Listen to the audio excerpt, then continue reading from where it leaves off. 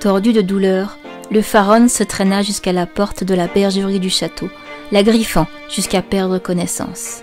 À son réveil, il était couché dans une pièce qu'il ne connaissait pas, austère, remplie d'êtres étranges et pétrifiés. Un poids inhabituel pesait au bout de son bras dont le corbeau avait emporté la main. Celle-ci avait été remplacée par une étrange mécanique d'acier qui se mouvait selon sa volonté. Elle était certes moins aisée, mais à n'en pas douter, plus forte. Qui avait pu fabriquer cela? Qui l'avait recueilli dans cette pièce inconnue? Le cri du corbeau le sortit de sa réflexion. Instinctivement, il se leva, revêtit ses habits, saisit son arbalète, ses carreaux, pour sortir de cet étrange endroit. Il vit alors qu'il était dans le donjon du château. Encore une fois, la nuit l'appelait.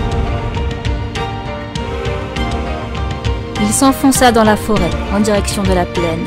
Le Shrat, aux aguets, avait levé ses bourrasques de vent, chahutant le chasseur, le faisant vaciller, parfois même choir. Et ce, jusqu'à un Irvise, un pré de plantes qui, une fois traversé, condamne à errer, sans souvenir du passé, sans notion du présent, sans perspective d'avenir.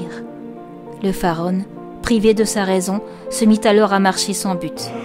Il n'est jamais rentré. Son errance entre vie et mort en Gouldour l'a transformé. Ce sort réservé aux maudits, à l'âme perdue, à la raison enterrée, à la recherche d'un chemin qu'il ne peut retrouver. Depuis le donjon, le corbeau noir continue de veiller. Tant qu'il sera là, il empêchera l'âme du Gouldour de se réincarner. Tant qu'il sera là, il l'empêchera d'approcher Philomène, la blanche errante du château.